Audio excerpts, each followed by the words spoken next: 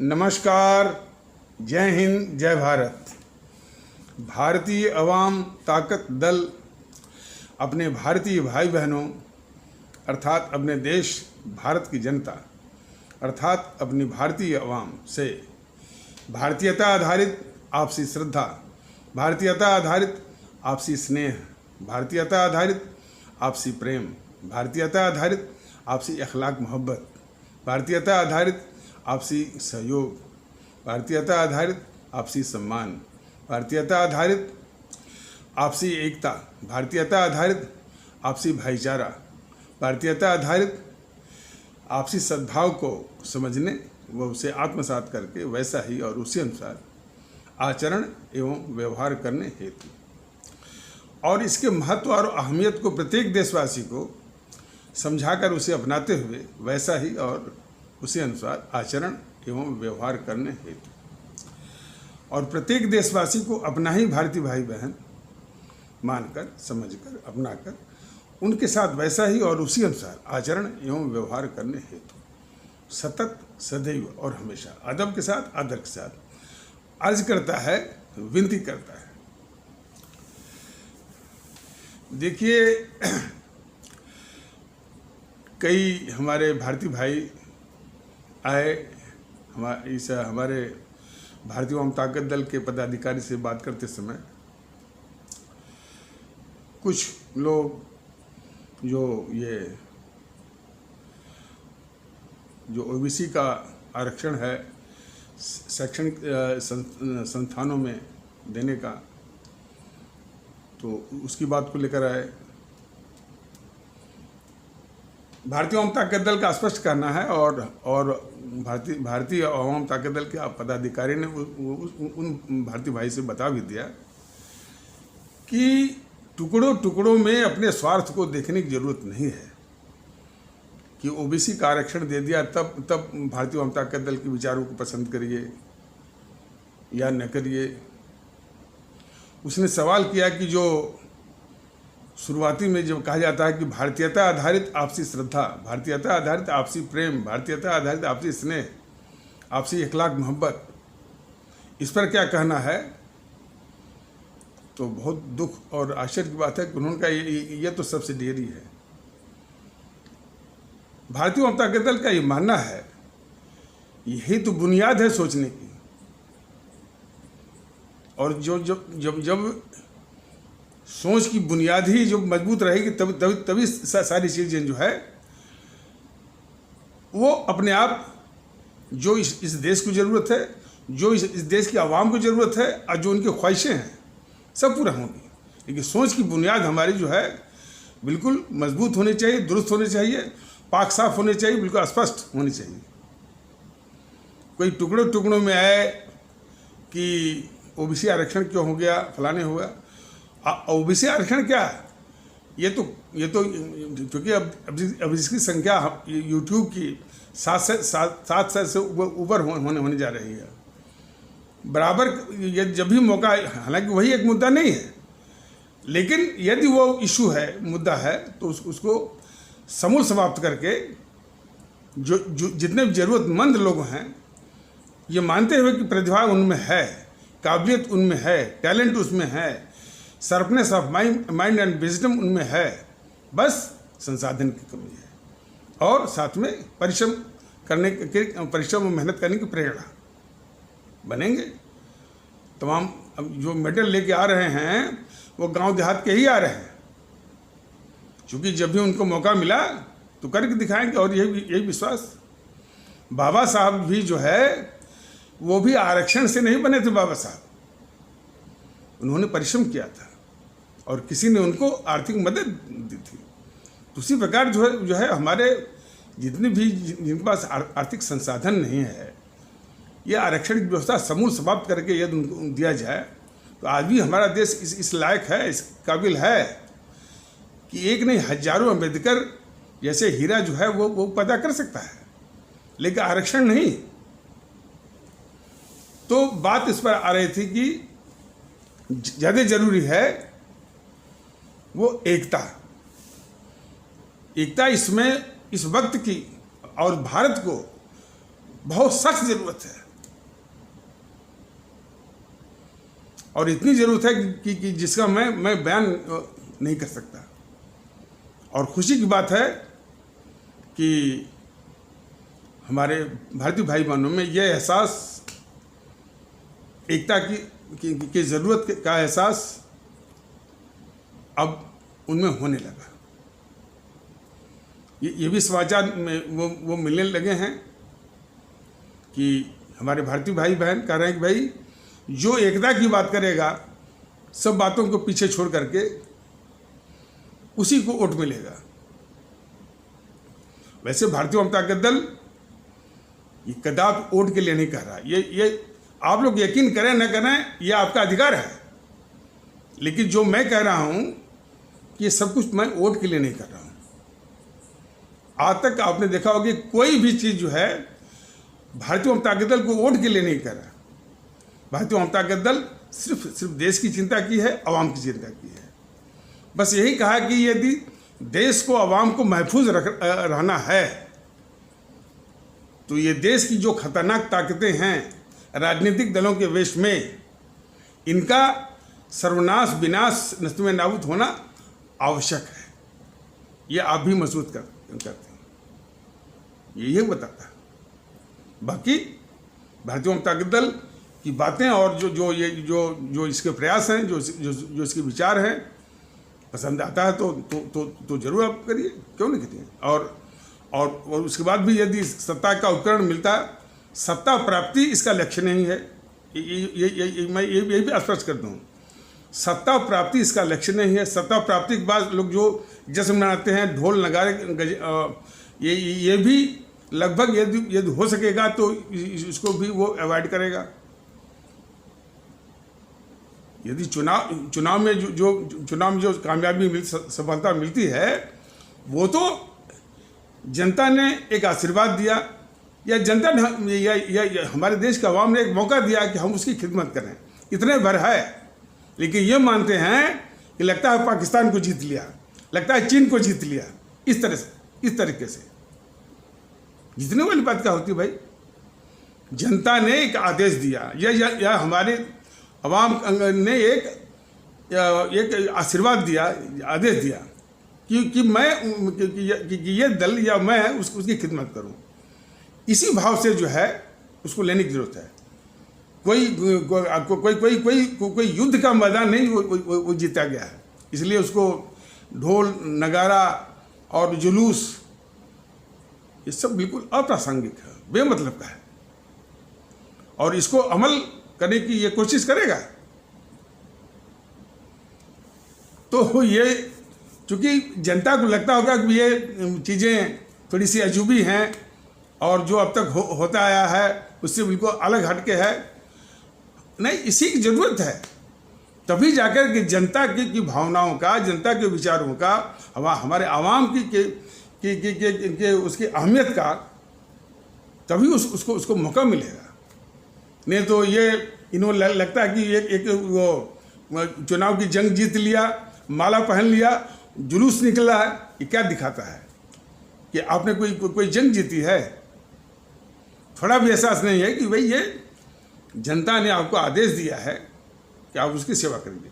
बात यहीं पर खत्म हो गई। तो लेकिन ये संदेश भारतीय जनता दल भी और अपने लोगों से भी प्रयास करेगा कि यह संदेश अपने हाव भाव से, अपने कर्तव्यों से, अपने कारनामों से ये जनता के सामने पेश आए। तो भारतीय जनता दल ने उन भारतीय भाई से पूछा कि भाई जो शुरुआती में भारतीयता आधारित आपसी श्रद्धा है, भारतीयता आधारित आपसी स्नेह, आपसी प्रेम, आपसी अखलाक मोहब्बत, तो वो उनकी बात के अनुसार कहा कि भैया इसका महत्व जो है ये गौड़ है, सबसे बड़े ओबीसी आरक्षण। लेकिन हमारे जैसा भारतीय भाई बहन अब महसूस करना शुरू किए हैं, गांव देहात के भी महसूस करना शुरू किए हैं, एकता बहुत जरूरी है, भारतीयता आधारित। अभी कुछ तबकों से आना जरूरी बाकी रह गया है। बाकी में जैसा कि पिछले किसी कथानक में, एपिसोड में इसको स्पष्ट भी किया गया था कि अभी शहरी वर्ग, शहर में रहने वाले जो भारतीय भाई बहन, उनसे आना बाकी है। जो बौद्धिक वर्ग से अभी आना बाकी है, माने इक्का दुक्का आ रहे हैं, ऐसी बात नहीं है, लेकिन काफ़ी संख्या में और जितनी अपेक्षा है इस देश को भी, भारतीय वामता के दल को भी और हमको भी, वो शहर से आए और एकता के मुहिम में शामिल हो। तो दो वर्ग ये हो गए, शहरी और बौद्धिक वर्ग। एक सवर्ण कहे जाने वाला जो भारतीय भाई बहनों का जो तबका है, तो तीन तबके हो गए। एक शहर में रहने वाले जो हमारे आदरणीय भारतीय भाई बहन हैं, जो बौद्धिक वर्ग कहे जाने वाले हमारे आदरणीय भारतीय भाई बहन हैं, जो सवर्ण कहे जाने वाले हमारे आदरणीय भारतीय भाई बहनों का तबका जो हमारे भारतीय समाज का है। ये तीन हो गए।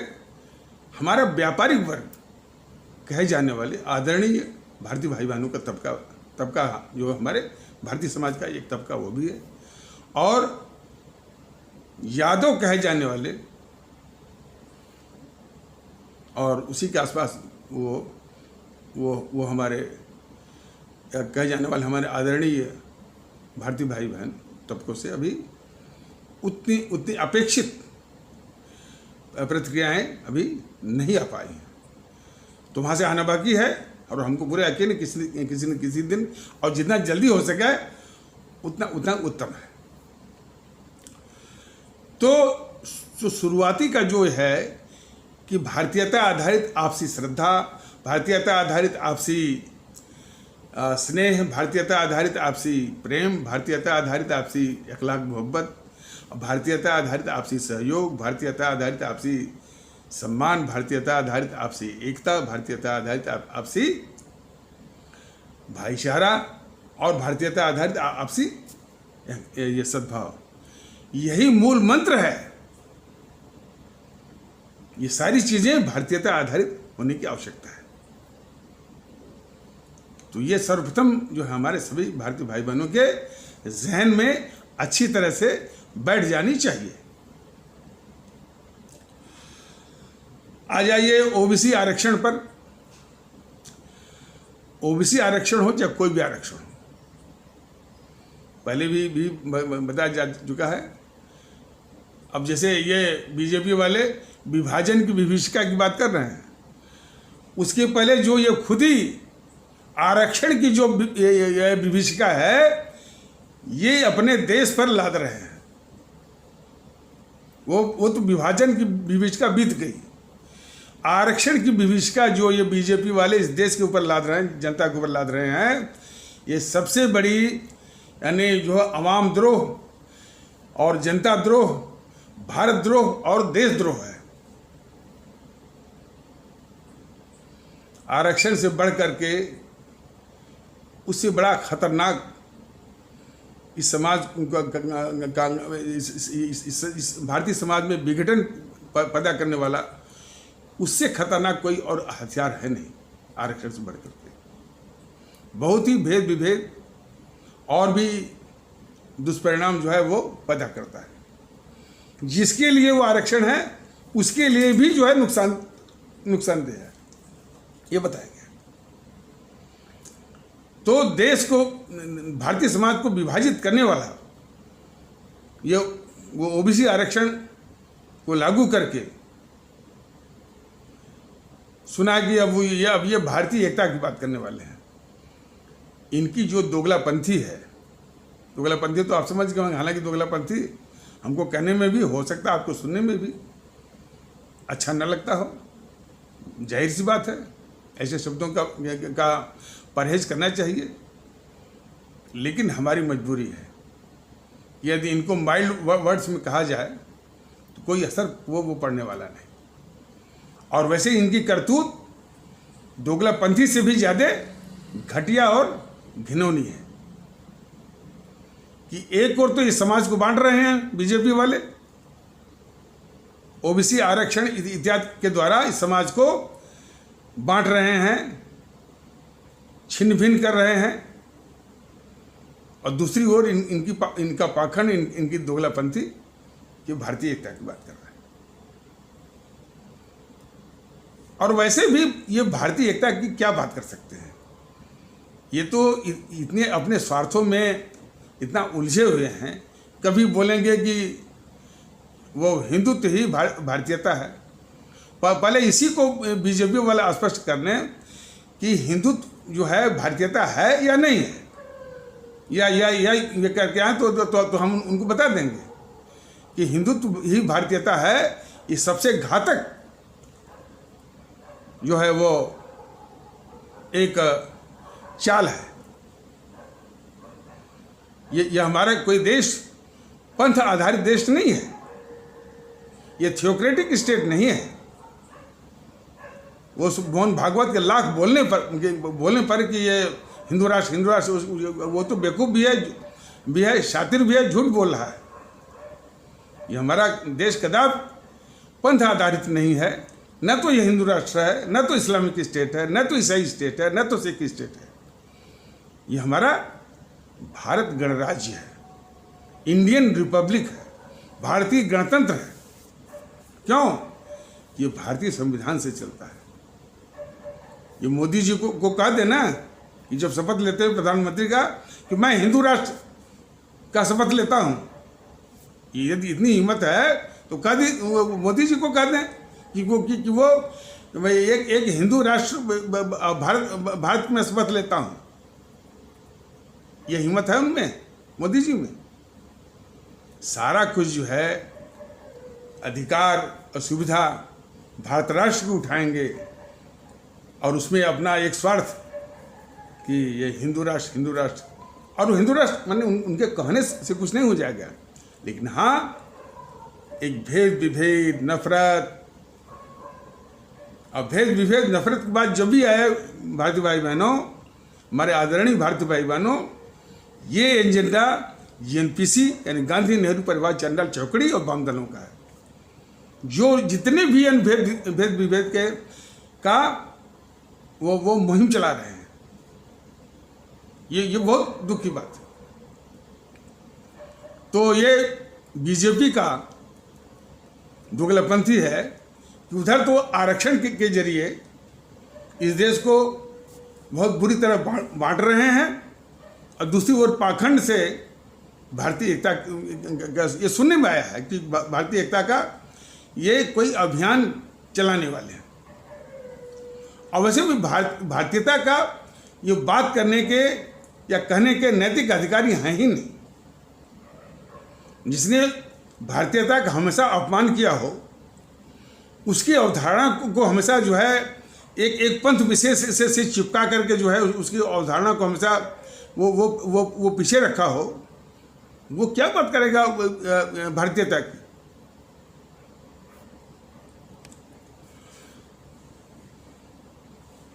उसके संबंध में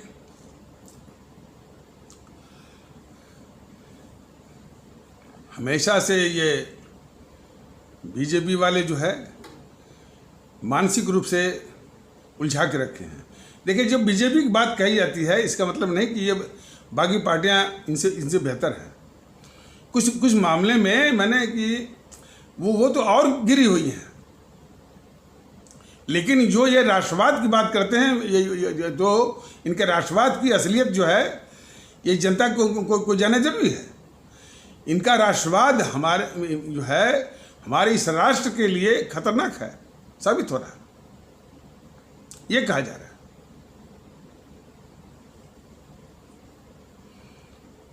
तो अब जो मैंने हिंदुत्व को ही भारतीयता का पर्यायवाची बताया, और ये सवाल कई बार मैंने ऐसी बात नहीं है। अमित शाह जो कि गृह मंत्री हैं, हमारे आदरणीय गृह मंत्री भारत सरकार हैं, उनसे किसी पत्रकार ने पूछा कि साहब ये हिंदू राष्ट्र है कि मैंने भारतीय गणतंत्र है। इस सवाल का उन्होंने गृह मंत्री के रूप में सीधा जवाब नहीं दिया कि भाई उसे तो वही हिंदू राष्ट्र की बात है, लेकिन हमको इस देश के संविधान के अनुसार काम करना है। यानी घुमा करके। तो वही जो जितने भी हिंदू राष्ट्र की बात करने वाले वो उनके पैरोकार हैं, उनसे भारतीय जनता दल स्पष्ट करना चाहता है कि यह पंथ आधारित ये मुल्क नहीं है, यह थियोक्रेटिक स्टेट नहीं है। इसलिए जो इसको इस्लामिक स्टेट बनाना चाहते हैं, ये चेतावनी उनको भी है। जो इसको हिंदू राष्ट्र की बात करते हैं, ये चेतावनी उनको भी है। और बेहतर है कि वो इस मुल्क के बाहर जाकर इसकी बात करें। इस देश में वही बात करेगा जो कि सिर्फ पंथ से दूर भारत राष्ट्र की बात करेगा और भारतीयों की बात करेगा। और हिंदुत्व का भारतीयता से कुछ भी लेना देना नहीं है। इस्लाम पंथ का भारतीयता से कुछ भी लेना देना नहीं है। ईसाई पंथ का भारतीयता से कुछ भी लेना देना नहीं है। सिख पंथ का भारतीयता से कुछ भी लेना देना नहीं। हाँ, उनकी भूमिका जरूर है। ये हिंदू सनातन, इस्लाम, ईसाई, सिख पंथ और भी पंथ है, उनका फर्ज बनता है कि भारत राष्ट्र को कैसे मजबूत करें, भारतीयता को कैसे ताकत दें। वो भारतीयता जो कि हमको सिखा गए परम आदरणीय राष्ट्रभक्त शिरोमणि नेताजी सुभाष चंद्र बोस, जो हमारे ये अमर शहीद सिखा गए, शहीद आजम भगत सिंह सिखा गए, अपनी जान दे करके, अपनी जान दिया, शहादत दी, कुर्बानी दी, देश को आज़ाद करवाया। और साथ में ये पैगाम भी छोड़ गए कि हम भारतीय हैं, इसके अलावा कुछ नहीं है। ये पंथ है, आपका व्यक्तिगत आस्था है, व्यक्तिगत की तरह उसका निर्वाह करना है। घर के अंदर करिए, घर के बाहर बिल्कुल नहीं चलेगा। लेकिन आतक ऐसा पालन जो है वो करवाया नहीं गया, वो समस्या दूसरी है। तो ये सभी लोग जान लें कि ये पंथ आधारित ये देश नहीं है। और यही भ्रम जो है, ये भ्रम तो फैलाती है बीजेपी। तो इसलिए अपनी आदरणीय आवाम को भी थोड़ा आगाह करना है कि इनके भुलाओं में ना आए हों। ये पंथ आधारित नहीं है। पंथ आपका मैंने व्यक्तिगत आपकी आस्था है, पर्सनल कन्विक्शन है, उसको व्यक्तिगत और जातीय तौर पर उसका निर्वहन करिए, निभाइए उसको। तो ये इनकी दोगलापंथी है। इस समाज को विभाजित करेंगे, फिर पाखंड लाएंगे भारतीय एकता की। ये इनका है। तो बात चल रही थी कि ये नेहरू की गद्दारियों की बात चली थी, यानी दो एपिसोडों में। और वो जानना जरूरी है, दोगलापंथी ये बीजेपी की ये है। ये सुभाष चंद्र बोस का नाम तो लेगी, लेकिन सुभाष चंद्र बोस, हमारे जो नेताजी सुभाष चंद्र बोस जिस सम्मान के अधिकारी हैं, वह सम्मान देने को तैयार नहीं है। ये समस्या इसकी ये है, नाम भुनाती है, लेकिन वो सम्मान देने को तैयार नहीं है।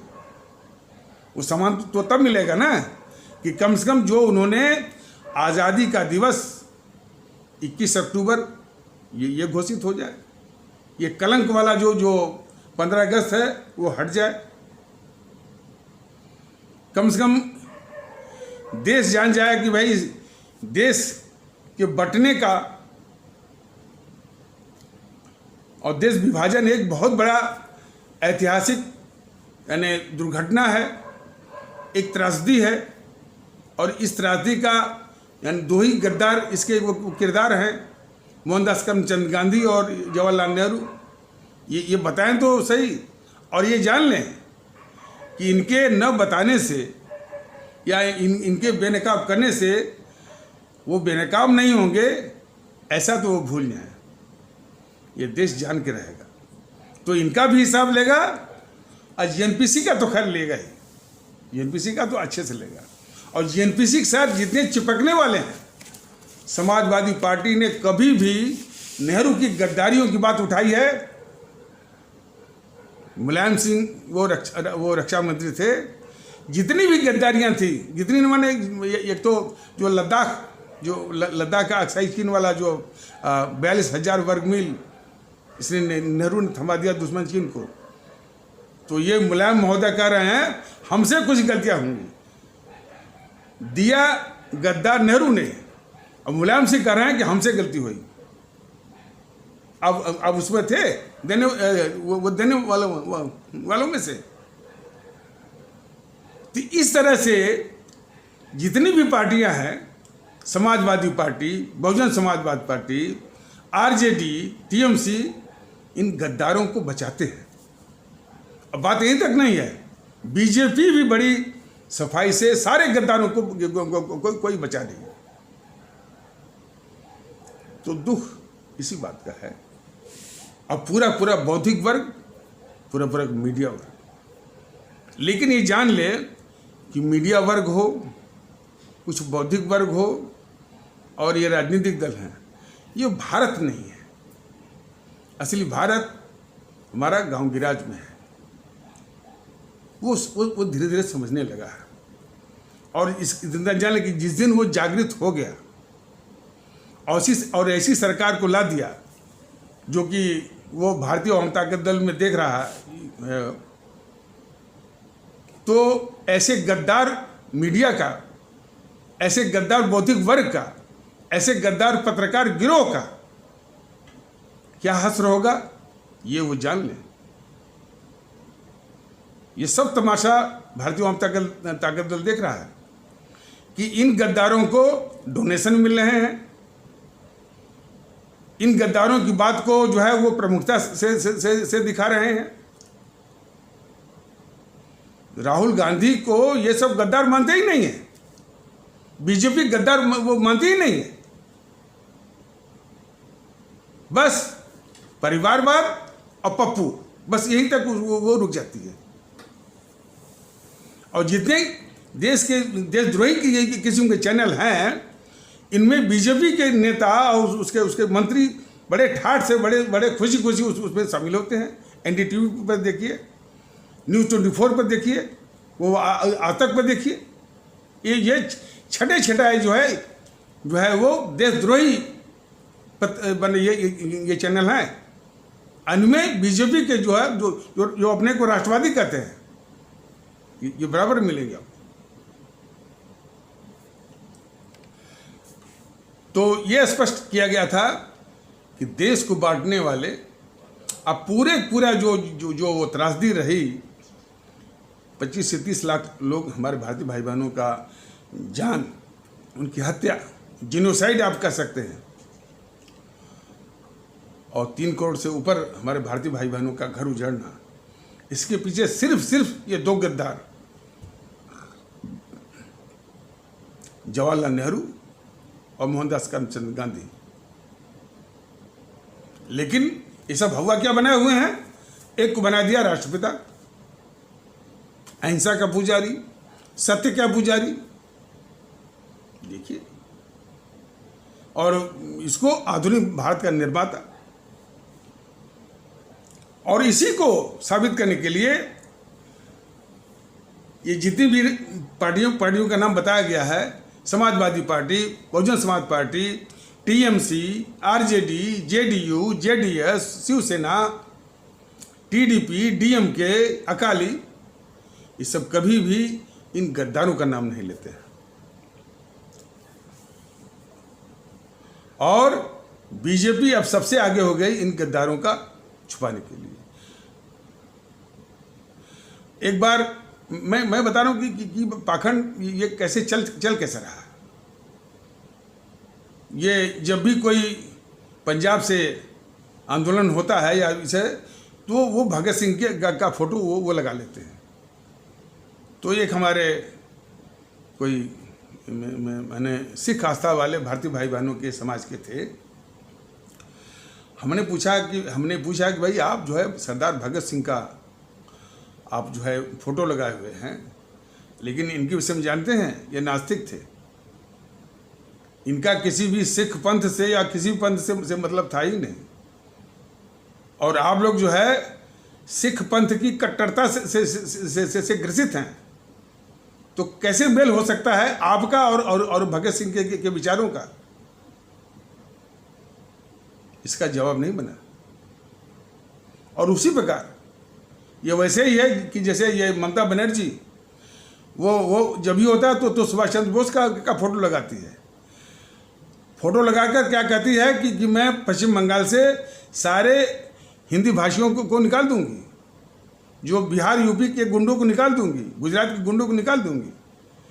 क्या ये बोले थे सुभाष चंद्र बोस? तो ये फोटो लगा करके उनके विचारों के आदर्शों का खुलेआम सरेआम जो हत्या करते हैं, अपमान करते हैं। लेकिन फिर वही बात आती है कि यदि ऐसा मैं कहूँ, ऐसा आप सुनिए, वो चीज़ें हमारे मुल्क के साथ नाइंसाफ़ी जब तक ये नस्ब नाबूद ना हो। यदि देश के साथ न्याय करना है, अवाम के साथ अवाम को इंसाफ देना है, अपने मुल्क के साथ इंसाफ करना है, इनको नस्ब नाबूद करना ही होगा। एक माध्यम मिला हुआ है, ईवीएम। अभी जान लीजिए कि ईवीएम की कुछ शिकायतें हैं, वो वही लार्ज स्केल पर नहीं है, लेकिन हमारी संख्या इतनी ज़्यादा होनी चाहिए कि वो प्रतिशत 80-90% के आसपास, तो ईवीएम में भी कोई गड़बड़ी होगी तो भी उसको ओवरकम कर सकती है। बाद में इस जो चुनाव आयोग है वो अच्छे तरीके से वो निपट लेंगे इनसे भी। लेकिन एक बार जो है हमारी पूरी आवाम देश की भारतीयता के आधार पर एकत्र होकर पहले इनको नस्ब नाबूद करे सारी पार्टियों को। वैसे तो यदि चुनाव आयोग में थोड़ी भी ईमानदारी है, देश के प्रति संवेदना है, सबकी मान्यता जो है वो ख़त्म करे, बिल्कुल वो कर सकती है। ठीक है, ये चले जाएंगे सुप्रीम कोर्ट, देखा जाएगा। जीएनपीसी को तो वो पहले ख़त्म करे। अरे टीएमसी का वो ख़त्म कर सकती थी। जो टीएमसी वो जो महुआ मोइत्रा बोल रही है कि बिहार के गुंडे, उसी पर ही बोला गया था कि कम से कम महुआ मोइत्रा जो टीएमसी की लोकसभा की सांसद थी, यदि उसको लोकसभा अध्यक्ष उसको निकाल दिए होते, उसकी सदस्यता को ही वो खत्म कर दिए होते, और चुनाव आयोग टीएमसी की मान्यता भी रद्द कर देता, तब नहीं ये मानेंगे। और वास्तव में भारतीय जनता दल यही अपेक्षा करता है कि चुनाव आयोग में जितने लोग बैठे हैं, मुख्य चुनाव आयुक्त से लेकर और भी जो माने अधिकारी और कर्मचारी लोग हैं, यदि इस मुल्क के प्रति थोड़ी भी भक्ति है, इनकी करतूतों को देख करके तमाम इंस्टांसेस इनके हैं, हमेशा देश समाज को बांटने में लगे रहते हैं। जो बीजेपी हो, ये ओबीसी आरक्षण क्या है, इनकी मान्यता को ख़त्म करें एक बार, अपने आप वो रास्ता बनेगा। चारी ओर से जब इनको दंड मिलेगा तब जाकर के ये मानने वाले हैं। तो बात हो रही थी कि नेहरू के पापों को छुपाने के लिए, और नेहरू के पापों को छुपाने के लिए जिन्ना को जितना ही विलेन के रूप में रखा जाएगा, उतना ही नेहरू के पापों को छुपाने में सहूलियत होगी, ये इनका मानना है। तो इसी के संबंध में शायद कोई बता रहा था कि शायद इंडिया टीवी पर कोई परिचर्चा चल रही थी, तो आलोक शर्मा जीएनपीसी का, वो संगीत रागी है आरएसएस का, उससे पूछ रहा था कि यदि ये जिन्ना प्रधानमंत्री होते तो क्या आपको कबूल होता? वो बंदा इसका जवाब नहीं दे पाया, और इसी मानसिकता का इसी जीएनपीसी वालों ने फायदा उठाया। जीएनपीसी ने पूरा पाप इसी आरएसएस वालों की बदौलत पूरा ढक लिया कि जिन्ना जो है वो आरएसएस को भी कबूल नहीं था। नेहरू की सारी गद्दारियां आरएसएस को कबूल हैं, सिर्फ एक बात पर, जो कि जिन्ना मुसलमान है। ये आरएसएस है और अपने को राष्ट्रभक्त कहती है। इतनी खतरनाक नेहरू के गद्दारियां इस आरएसएस को कबूल है। इंदिरा गांधी की गद्दारियां इस देश को कबूल में, इंदिरा गांधी की गद्दारियां इस आरएसएस को कबूल है। राजीव गांधी की गद्दारियां इस आरएसएस को कबूल है।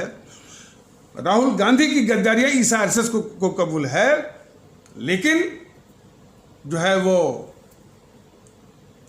जिन्ना चूंकि मुसलमान है, इसलिए वो प्रधानमंत्री के रूप में कबूल नहीं है। ये मानसिकता है, और इस तरह की मानसिकता बहुत ही घातक है।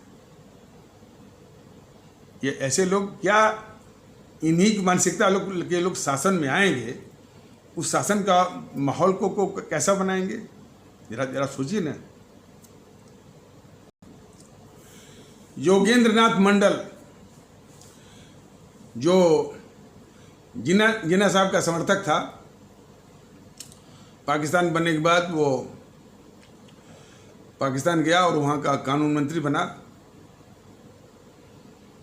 कुछ इतिहासकार, अभी उसका संदर्भ नहीं मिल पाया है, लेकिन ऐसी बातें सुनने को मिली हैं। हम उसको प्रामाणिक रूप से नहीं कह सकते, लेकिन जो सुनने को मिली हैं ये भी हम साझा कर रहे हैं कि वो लियाकत अली उसमें प्रधानमंत्री थे, तो वो ये प्रस्ताव लेके आया था कि भाई जो गलती हुई और ये हिंदू मुस्लिम का चक्कर बराबर जब तक पाकिस्तान भारत अलग अलग रहेगा, होता ही रहेगा, हम फिर से मिलना चाहते हैं। इस तरह का प्रस्ताव लेके आया था सन 50 में। ये नेहरू उस बात को दबा दिया, और इतना ये भारत विरोधी है ये नेहरू। दूसरा कोई होता तो भाई ठीक भाई ये प्रस्ताव मंजूर नहीं है, कोई बात नहीं है, तो उसको लौटा दिया होता। चूंकि सारी ये बात देश ने जान जाए, उसको बंद करा दिया कलकत्ता की जेल में, और 1968 के आसपास उनकी मृत्यु भी हो गई। और उसकी इस करतूत को आरएसएस वाले समर्थन करते हैं। देखिए, इस देश को समस्या कई तबकों से है, और हमारे देश के लोग उसको समझें। ये आरएसएस बहुत बड़ी अभिशाप बनी हुई है, बहुत बड़ी अभिशाप। एक तो ये झूठ बोलती है कि हम तो सांस्कृतिक संगठन हैं, सामाजिक संगठन, हमारा कोई राजनीति में दखल नहीं है। अब बराबर जब भी राजनीतिक मीटिंग होती है बीजेपी की, उसमें आरएसएस उसका मुखिया बन के बैठता है। इतना बड़ा झूठ कि मतलब कि हम कोई दखल नहीं है हमारा राजनीति में। दूसरा झूठ हिंदू राष्ट्र वाला, और एक झूठ और, जब ये भारतीय एकता की बात जनता में ज़्यादा लोकप्रिय होने लगी, तब ये कह रहा कि हिंदू मुस्लिम की एकता। भारतीय जनता ताकत दल को उसको चेताना पड़ा, इस बेवकूफ़ को। बेवकूफ़ तो नहीं है, मोहन भागवत बेवकूफ़ नहीं है, शातिर है। कि भैया भागवत महोदय, यह एकता हिंदू और मुस्लिम के बीच में नहीं है, यह भारतीयों के बीच में है। एक भारतीय, एक आदरणीय भारतीय भाई बहनों का समाज वो है जिसकी आस्था हिंदू सनातन की है। एक आदरणीय भारतीय भाई बहनों का समाज वो है जिसकी आस्था इस्लाम में है। लेकिन हैं दोनों भारतीय, तो एकता भारतीय एकता भारतीयों के बीच की एकता है। लेकिन अब उसको क्या कहा जाए, बेवकूफ़ या शातिर? ये फैसला तो आप लोग करेंगे। तो करा कि हिंदू मुस्लिम एकता होनी चाहिए, डीएनए एक है, पता नहीं क्या क्या क्या। बहुत ही शातिर किस्म का है वो मोहन भागवत। इससे देश सावधान रहे। और उससे भी शातिर यह है कि इस जो इस देश की सबसे बड़ी अभिशाप जो संगठन है ये जीएनपीसी, ये सबसे साधारण है। जीएनपीसी गांधी नेहरू परिवार चांडाल चौकड़ी काकस इसकी रक्षा करती है, ये इसका साधारण है। ये इस देखिए ये बात किसी ने नहीं बताई होगी, लेकिन ये बात जानना जरूरी है कि हर तरह से जीएनपीसी यानी हर तरह से आरएसएस जो है जीएनपीसी की रक्षा करती है और बड़ी सफाई से। और इसके बावजूद भी किस तरह से ये लड़ते हैं वो प्रवक्ता हिंदू सनातन आस्था वाले आदरणीय भारतीय भाई बहनों के समाज से जो प्रवक्ता आते हैं, इस्लाम आस्था वाले हमारे आदरणीय भारतीय भाई बहनों के समाज से जो प्रवक्ता आते हैं, किस तरह से लड़ते हैं आपस में, जरा देखिए। वो जब भी कोई मुस्लिम की बात आएगी बस इनकी पूरी ताकत जग जाती है। ये हिंदू सनातन आस्था के जो प्रवक्ता होते हैं, और ये सिर्फ आरएसएस बीजेपी ये मानसिकता काम करता है। लेकिन जो असली दुश्मन है इस देश का माने जीएनपीसी वामदल, इसको न तो हिंदू सनातन आस्था वाले प्रवक्ताओं की ओर से आता है, न तो इस्लाम आस्था वाले प्रवक्ताओं की ओर से आता है। यही तो इस देश का यानी जो साजिश का जो शिकार है, और वो भी क्यों कि जीएनपीसी का और आरएसएस के साथ जो आंतरिक गठजोड़ है, और आरएसएस हमेशा जीएनपीसी को हमेशा रक्षा करती है, लेकिन बड़ी सफाई से। विथ अंग्रेजी में बोला जाता है legerdemain with a great degree of sophistry, बड़ी सफाई से। तो और उसके पहले भी देखिए, आपको ये बताया जा रहा है कि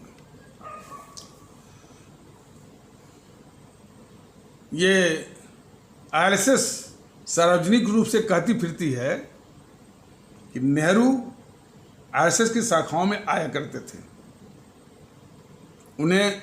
वे वहाँ के जो स्मरणिका है या मेमोराबिलिया है, उसमें लिख के गए हैं कि ये आरएसएस जो है राष्ट्रीय स्वयं सेवक संघ जो है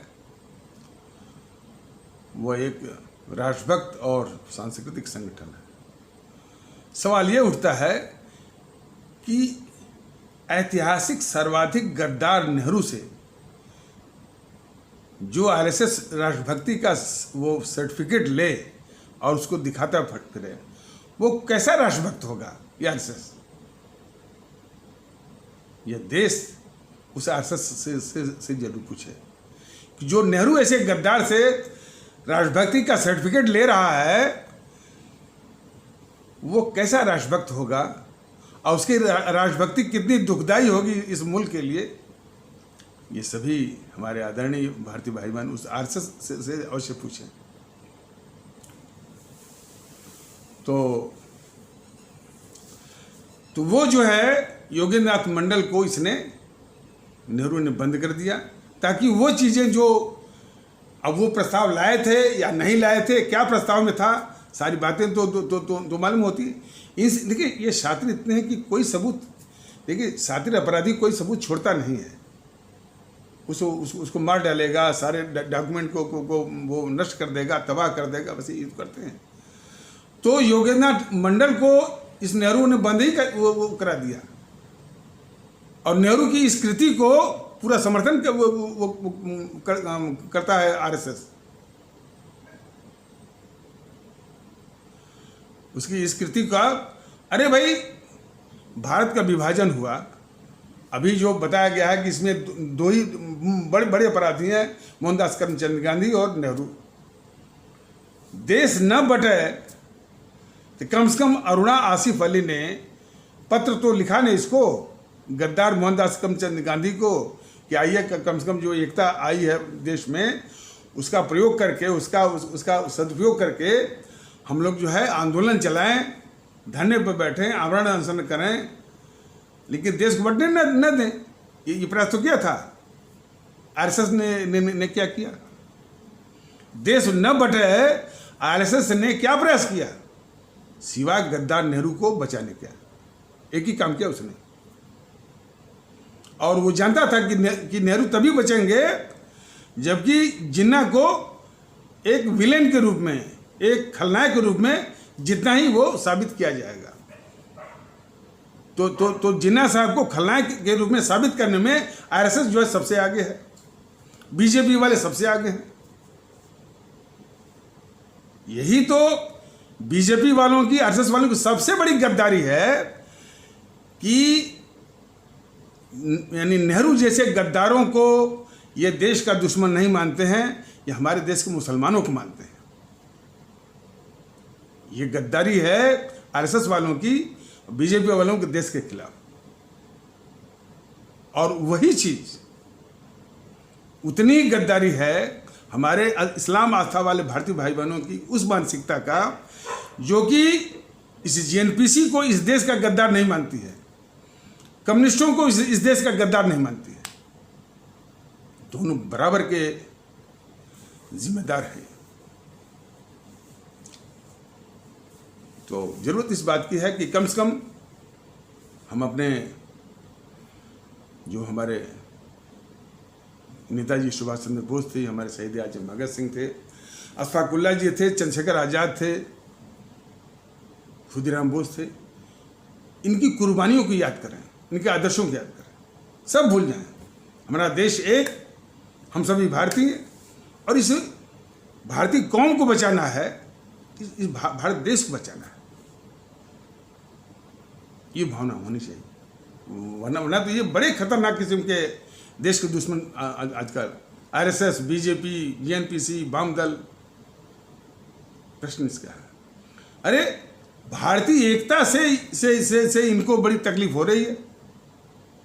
एक कोई बीएसपी वाला सुनने में आया है, नेता और बहुत बड़ा नेता है, वो कह रहा है कि भाई हमारे हर कॉन्स्टिट्यूएंसी में हमारे 18% वोट हुआ करते थे, हमारे एससी एसटी के, बिल्कुल सॉलिड वोट। लेकिन अब वो बात नहीं रही। अब उसमें भी लोग वो धर्म जाति से ऊपर उठ करके एकता की बात करने लगे हैं। एकता से तुमको तकलीफ हो रही है। जो बिखराव इस देश का सबसे बड़ा अभिशाप बना हुआ है, उस अभिशाप को दूर करने के लिए भारतीय कौम ताकत दल दिन रात लगा हुआ है। उस एकता से तुमको तकलीफ है, और जो तुम इस समाज को तोड़कर तकलीफ दे रहे हो, इस भारतीय समाज को, उसको भी तो बताओ। तो भारतीय एकता बहुत जरूरी है।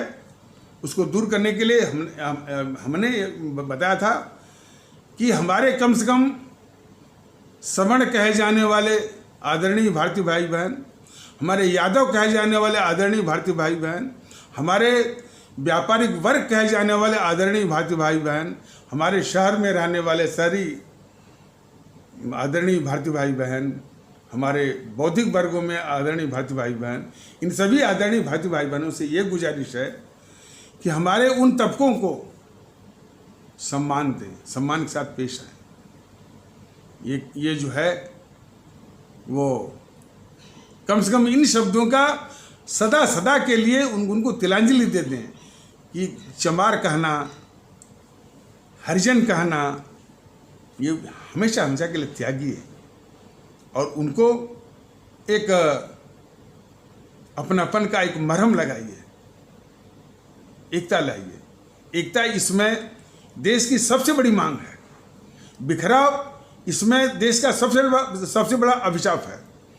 इस बिखराव में सभी जितने भी दल हैं, उसी बिखराव में वो घी डाल रहे हैं, इसी आग में। भारतीय जनता दल अकेला है और अपनी आवाम के साथ कि नहीं भाई, इस आग को बुझाना है। बाकी सभी और नाटक भी करते हैं सब। बाद में ये आग भी लगाते हैं, ओबीसी आरक्षण के द्वारा ये समाज को बांट भी रहे हैं, वो आग लगा दिया। अब नाटक के हैं भारतीय एकता की बात करेंगे।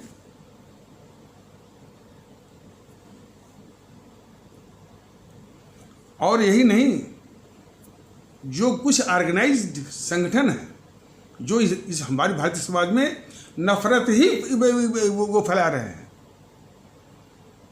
उसके लिए जो है भारतीय वाम ताकत दल चिंतित है। जैसे पुष्पेंद्र कुलश्रेष्ठ, दूसरा असदुद्दीन ओवैसी गिरोह।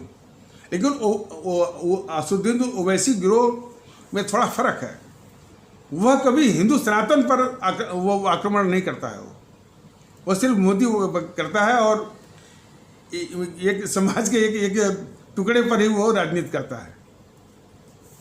और एक वामन मेश्रम, वो हमारे ब्राह्मण कहे जाने वाले आदरणीय भारतीय भाई बहनों के खिलाफ हर वक्त जो है वो आग उगलता है, वो वामन मेश्रम। और सिफत इसकी बात यह है कि इन तीनों में से कोई एक या कोई दो उसके खिलाफ नहीं बोलते हैं। ये पुष्पेंद्र कुलश्रेष्ठ जो है कभी भी असदुद्दीन गिरोह का नाम नहीं लेता है।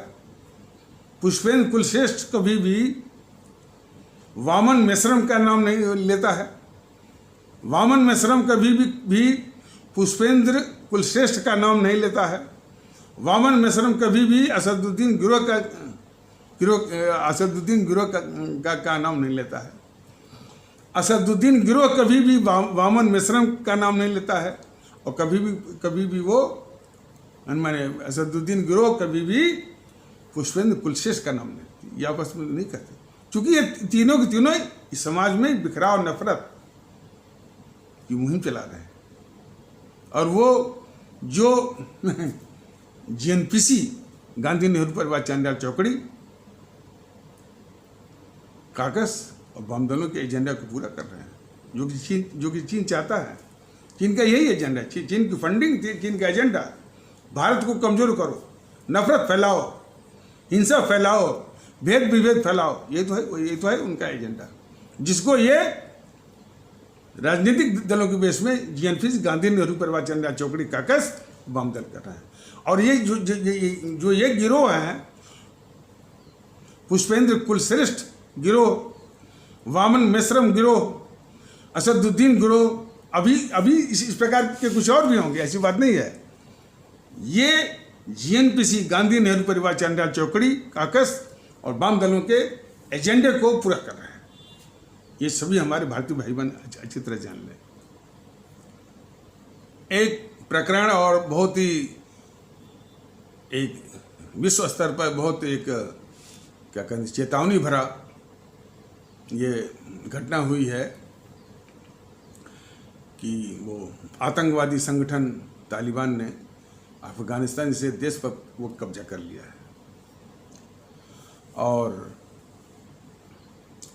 वो तो है, देखिए कोई भी आतंकवादी कितना भी ताकतवर क्यों न हो, भारत का कुछ नहीं बिगाड़ सकता जब तक देश के अंदर के दुश्मन। अभी वही सवाल आ जाएगा कि ये मोदी जी देश के अंदर के दुश्मनों का खात्मा करने के बजाय उनको पाल रहे हैं, और ये देश का मीडिया उन्हीं तालिबान के